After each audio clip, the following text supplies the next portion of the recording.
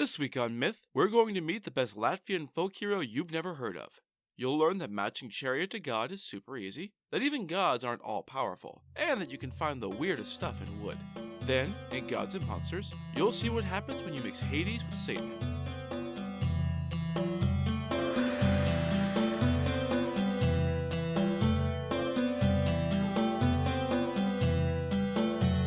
This is the Myths Your Teacher Hated podcast, where I tell the stories of cultures from around the world in all of their original, bloody, uncensored glory. Modern tellings of these stories have become dry and dusty, but I'll be trying to breathe new life into them.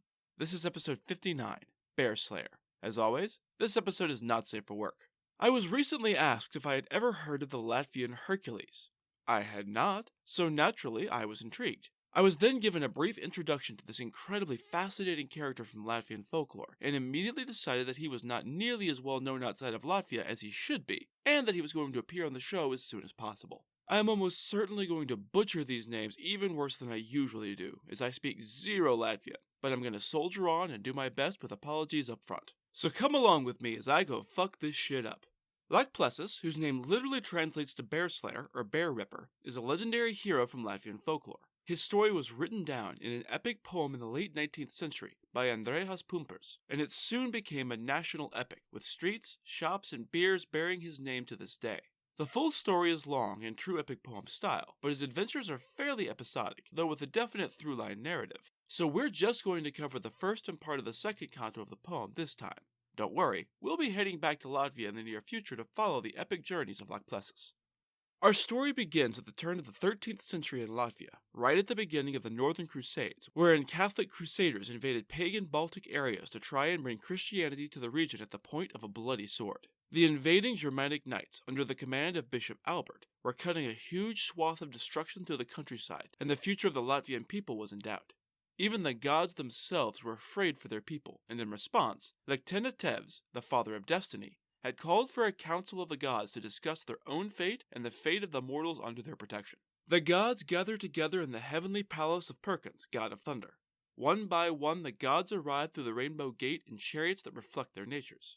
Patrims, god of plenty and the harvest, is first, his steed the golden hue of fresh honey, pulling a chariot woven from ripe wheat. Next is Pakals, god of death, in a chariot of human bones drawn by steeds of inky black. After him is Antrems, god of the sea, in a chariot of ocean reeds and iridescent shells drawn by scaled horses and all the blues and greens the ocean can provide. Next was Liga, goddess of music and song. She pulled up into the courtyard in a chariot covered in flowers like a parade float, drawn by horses whose hooves clapped together in musical time. After her comes Puskadis, god of trees, and his chariot and horse can pretty much just be a chariot and horse, since those are both already under his purview. In rapid succession arrive Ostra, goddess of the morning, Lima, Carta, and Dekla, the trinity of fate goddesses similar to the northern Norns or the Greek Moirai. Lima makes the final decisions on personal fate and is associated with luck, mothers, and childbirth. Dekla rules over children, and Carta holds sway over adults. The three are sometimes all referred to as the three Limas, as they, much like Clotho, Lachesis, and Atropos of the Greeks, are both three goddesses and one goddess, three aspects of the same fate. Tikla, goddess of virtue, arrived in a chariot arrayed with blooming roses, followed by the daughters of the sun, likely the goddesses of the visible planets in the night sky, as well as the earth itself. Last of all arrived Destiny's father, old and grizzled, but strong and eternal, like an elderly knight. In my mind, I picture Auron from Final Fantasy X, but that's just me. He seated himself on the diamond throne, and the gods arrayed themselves around him. Minor gods and supernatural entities that the story doesn't bother to name or describe stand outside the ring of gods, there to listen but not to participate. This was a matter for the powerful alone. He waited for everyone to settle in and quiet down. Then the Father of Destiny stood to address the crowd and issue a warning. Centuries ago, a light was born to walk the earth. He was a good and mighty spirit, and he taught the world about goodness and virtue. He was cast down and killed, but even the hordes of hell itself couldn't stop him. The whole world now knows the name of this Jesus Christ, but they have twisted his message to hateful, unholy ends. Now, strangers invade our lands beneath his symbol to force our people to abandon us and join them or die. We are not powerless though, my ancient brethren. We must stand. The gods murmured amongst themselves at this proclamation, and Perkins stood to address the assembled ancient gods. Mighty and immortal we might be, but even gods must yield to destiny. Even so, I vow here and now that I will hold the Latvian people in my hand and shelter them with my strength. These murderous knights swarm upon our shores to burn and pillage and conquer, and to enslave our people. I will send them clean air and needed rain to feed their bellies and their souls. I will light the night with the flashing light and embolden their hearts with the crash of my voice. Will you join me in defending our people, my fellow gods? Will you vow to stand with me?" Patrem stood in response. "The Baltic is a fruitful and fertile land, and I will ensure it stays that way. I will give our people golden wheat to ripen in their fields and to fall beneath their sickles at harvest. But the plows of the invaders will break upon stones and their crops wither and die." Otrep stood next. "The Baltic Sea will boil and rage, and the wind will drive their ships against the rocks to splinter and break. They will find no refuge on the waters." Pakos added his voice, swearing that the souls of the brave Latvians who died in the defense of their homeland would rise to heaven, while the vile invaders would be dragged into the depths of hell. Beneath the northern lights, their craven hearts will tremble with fear. Soon, all the gods had stood, one after the other, and sworn Perkins's oath to aid the brave Latvians in the defense of their homeland in whatever way they could. Last of all stood Liga. "I know that I am one of the least of this assembly of powerful deities. My power is subtle, but no less powerful for that. The Latvians raise their voices in my songs around the fires at night, and our names ring in the air each time. No matter what, these brave people will not be forgotten, and neither will we. I will lend the people our strength and cheer their hearts with music." Their vows all made, the council had no more business and called it a day, and prepared to head for their various abodes. Last of all rose Starbarads, a water nymph, speaking to the dispersing crowd. "Before you leave, I have news. I came straight here from a raging cyclone on the open sea that I was riding. From the heart of the maelstrom, I spied 2 witches riding gnarled oaken branches across the Daugava River. I watched as they cast one twisted staff into a pool, then rode off together on the remaining one for their dreary homes. Curious, I headed over to the whirlpool where they had thrown their secret power and retrieved it from the raging waters. You'll never guess what happened next. This wooden staff was no staff at all, but an ensorcelled young man. I pulled the unconscious man from the heart of the wood and took him to the safety of my crystal palace beneath the river and laid him on a bed of shells to rest. I stayed with him until I was sure he was stable, and then raced here to tell all of you. He is safe in the whirlpool of Starbarogs, from which no human can emerge without turning immediately into lifeless stone. I wanted to get your advice, Perkins. I'd like to keep him with me, safe and alive." Tikla arched a stern eyebrow. "Really? You just want to keep him safe? Are you perhaps tired of your immortal life and anxious to lay aside your divinity to spend a few brief years with this sexy mortal man?" Starbarads blushed at Tika's cutting, but not entirely inaccurate reading of the situation, but she shook her head stubbornly. "That's not it at all, Tikla. Don't be ridiculous. This young man is no ordinary mortal. He's not just some hot piece of ass. He's a hero. Or he will be one day. In his soul burns a spark that has the potential to rage against the darkness. I just want to keep him alive long enough for the spark to grow into the promised fire. He can't be a beacon in the coming night if he dies." She probably muttered something less polite under her breath, but she was not nearly powerful enough to mouth off to a major goddess without a damn good reason, and some catty insults were definitely not a good enough reason. Tikla opened her mouth with clear intent to ramp up the snark, but Lima, who holds fate in her hands, interrupted. "Intriguing. A hero, you say? The future holds no secrets from me, and I think I'll just take a little peek and see what is to be." Before she could act on this impulse, however, Perkins leapt to his feet, the hall quaking with the rolling thunder of his rage. "Be silent, all of you! This man is under my protection. His fate is to remain a secret to the world until I decide it's time, Lama, not you. And Starbarads, I'm grateful to you for rescuing this man from the scheme of those foul witches, but you are right about his heroic soul. He is to be my champion, not your fuckboy. He's the son of the Lord of Lalvarde, and his name is Plessis, the Bear Slayer. The world would have been a darker place without your quick thinking, Starbarads. Now I need you to hurry back to your crystal palace and keep him safe. Under no circumstances are you to allow him to be turned to stone by the dread whirlpool. And you, Lima, you too will help care for this young man. Give him the benefit of your wisdom so that when the time comes, he will know the right paths to take for the sake of humanity and for the sake of the gods.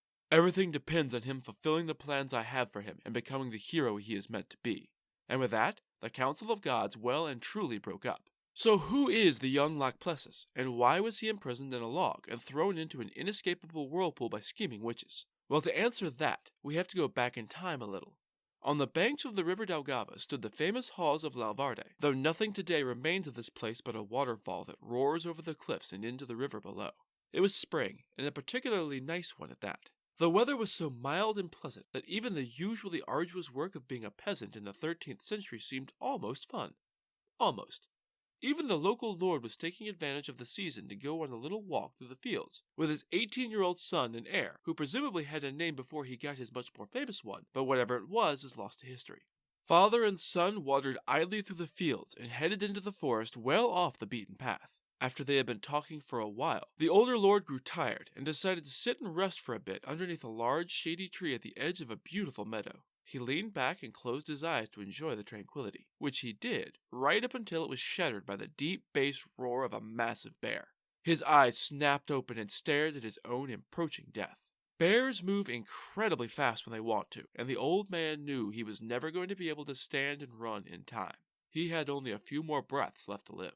With incredible quickness, his son dashed in front of the bear and seized its powerful, slavering jaws with his bare hands. Pun intended. Muscles ripped in the young man's powerful frame and, demonstrating his incredible strength, the young man tore the bear apart, splintering bones, ripping flesh, and killing the bear. The old lord stared at his son, drenched in gore from the bear that had almost taken his life. Son, that was incredible. It's clear to me that you are the hero of prophecy chosen by the gods to be their champion.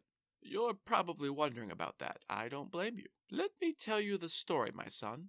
18 years ago, on this very day, a little boat sailed ashore. Out stepped an old wise man, bearded and gray, with an infant in his arms. Even as old as he clearly was, his steps were light and youthful.